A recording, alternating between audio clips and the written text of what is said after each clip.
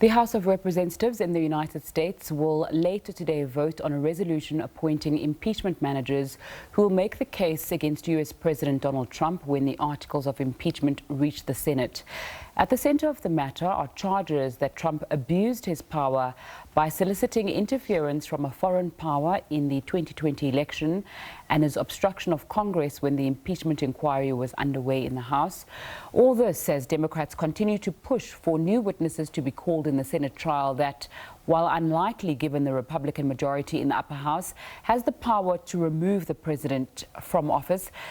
For more on this and other issues from his neck of the woods, we are joined in studio by SABC's United States correspondent, Sherwin Bryce-Pease. Nice to have you in front of me, Sherwin, for once instead of across Nice to be able to touch this thing, yeah? So this is a very slow-moving process, considering that the articles of impeachment were voted on before Christmas last year. Talk to us about that political theatre that's playing out. Yeah, it's real theatre, isn't it? I mean, the articles of impeachment were passed through the Democratic majority-led House of Representatives before Christmas, as you say, and the expectation from Mitch McConnell, the Republican majority leader in the Senate, was that those articles would reach them immediately, and within 2 weeks this trial would have been done and dusted given their majority. There was a lot of talk about dismissing this trial outright because Republicans have the view that this was an unfair process. Republicans, certainly the rhetoric from Republicans is that they weren't allowed to call the witnesses they wanted when the impeachment inquiry was underway. So their messaging has been, in unison, has been that this has been quite an unfair process. Nancy Pelosi, the Speaker of the House, enters the fray at this point and goes, hang on, we're not sending these articles over to you right now because I want to know what process, what rules are you adopting to conduct this trial in. So in the House impeachment inquiry, they had to adopt rules so that both sides understand what the process is, right? There are no rules around Senate trials. They have to be adopted by the current members of the House. So what Nancy Pelosi was saying, I'm not sending these over until I know how this process is going to unfold. So the argument from Republicans is that Nancy Pelosi acted in a foolhardy way, in a reckless way. She hasn't really got what she wants. But you have seen, since she withheld those articles, statements from the likes of John Bolton, the former national security advisor, that he is now willing to testify if he were subpoenaed by the Senate. Of course, Republicans want to wrap this up quickly. If they have to call witnesses, if they have to subpoena documents, this could drag on and hurt the president. Democrats want the Senate to call witnesses. They want the White House to release documents, which up till now they have refused to do. They believe they have the necessary facts backing their case for impeachment, but it's up to the Senate, where, as you correctly pointed out earlier, Republicans have the majority. So that's highly unlikely.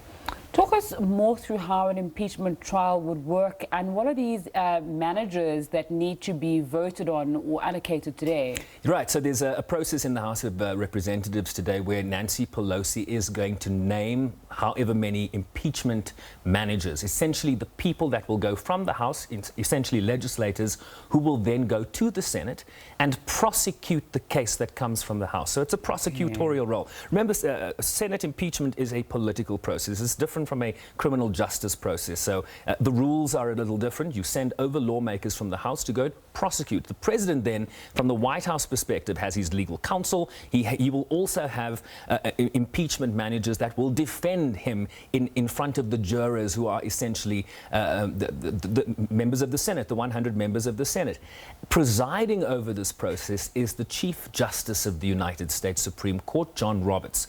He will extend an oath of office to all 100 senators, where they will have to commit to rendering, quote, rendering impartial justice. So as much as we get a sense that they've staked out their positions already, Republicans saying they want to dismiss this outright, the president's guilty of nothing, the call was perfect, and Democrats feeling that he abused his office, which is one of the articles of impeachment, and he obstructed Congress, which is also an impeachable offense in terms of, if Congress is sent over these documents, subpoenas documents, you have to then comply with that subpoena. The White House has refused to do this, citing executive privilege. So John Roberts has an interesting role here to see to it that this process is fair. How people, senators that have already staked out their positions to say, I'm not voting for it and I'm voting for it, whether they are going to render impartial justice is certainly a question mark we still have today. Sherwin, of course, we know that looking forward, November elections are coming in the United States. That's going to be top of mind as this is proceeding. Also, people are watching the Democrats to see who will emerge as their candidate for presidency. Talk us through that. Yeah, we start with impeachment and we just keep rising. The trajectory ends in November with this all-important presidential election. But not only a presidential election, the control of the Senate will also be up for grabs. Some 30-something senators and each member of the House of Representatives, 435 members of the House, they get elected every 2 years. We had one in 2016 where there was a blue wave. Will that continue? So there are lots of elements to this, not just the presidential election. On the Democratic side, they had one of their first debates of 2020, but only 6 candidates left on the stage. You have Joe Biden, the former vice president that served under Barack Obama, a couple of senators, Elizabeth Warren from Massachusetts, very progressive, Amy Klobuchar, kind of a centrist from Minnesota, Bernie Sanders, this firebrand that, made quite a statement against Hillary Clinton. And then the South Bend, Indiana mayor, this Oxford graduate, former military army officer, Pete Buttigieg, who happens to be gay. So, but all white. They're all white. And then in addition to the ones that were on the stage, all the minorities are no longer there. Kamala Harris, the senator from California, Cory Booker fell out off the wagon a few days ago. The only Hispanic in the race, Obama's former housing secretary, Secretary Castro, also withdrew from the race. So you have 2 women, white, 4 men on the debate stage, and in the background, a number of other white candidates, including the 3-term mayor of New York and the owner of Bloomberg LPC, Michael Bloomberg, who is self-funding. He's promised to put $1 billion of his own money. Remember, he's got about $50 billion.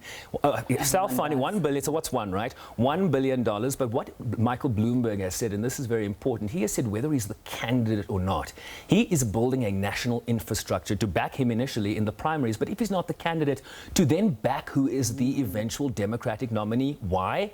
Because they have to do whatever it takes at all costs to remove Donald Trump from the White House. So that's a lot of money behind whomever becomes the Democratic candidate. Elections are expensive in the United States. Yeah, talk to us about incumbency and why it's important in that US election.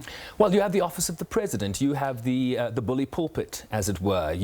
When you are the president and you call up a fundraiser, it's hard for a fundraiser to say, to someone with a lot of money to say, no, thanks, Mr. President. So the office of the president provides Donald Trump, as it did Obama, as it did Bush before him, with a certain level of stature. If you're a senator, or if you're the leading candidate on the Democratic Party, you're not arriving in Air Force One with all that Secret Service staff around you. So there's presence, I think, when the President of the United States says, I'm going to hold a fundraiser, can I do it at your house? So that matters. When the President talks, when the President tweets, everybody's on that story, much less so for Bernie Sanders or Elizabeth Warren. So it's just a matter of fact that when you are in the White House, you have the backing of the White House.